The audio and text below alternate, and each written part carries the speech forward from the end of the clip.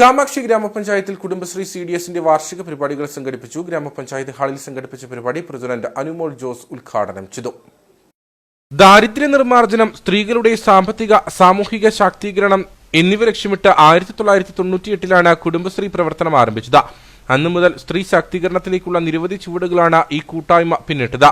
കുടുംബശ്രീയുടെ 27ാമത് വാർഷിക ആഘോഷങ്ങളുടെ ഭാഗമായാണ് കാമാക്ഷി ഗ്രാമപഞ്ചായത്ത് കുടുംബശ്രീ CDSന്റെ നേതൃത്വത്തിൽ പരിപാടികൾ സംഘടിപ്പിച്ചത്. ഗ്രാമപഞ്ചായത്ത് പ്രസിഡന്റ് അനുമോൾ ജോസ് പരിപാടി ഉദ്ഘാടനം ചെയ്തു.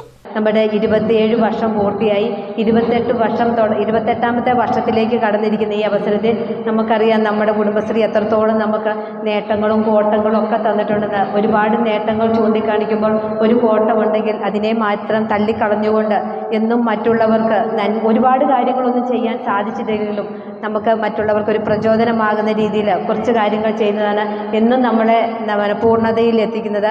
നമ്മുടെ കാമാക്ഷി ഗ്രാമപഞ്ചായത്തിൽ 200 സംതിങ്ങോളം കുടുംബശ്രീകളുണ്ട്. അതെന്നും നല്ല പ്രവർത്തനങ്ങൾ കാഴ്ചവെക്കുന്നത് തന്നെയാണ്.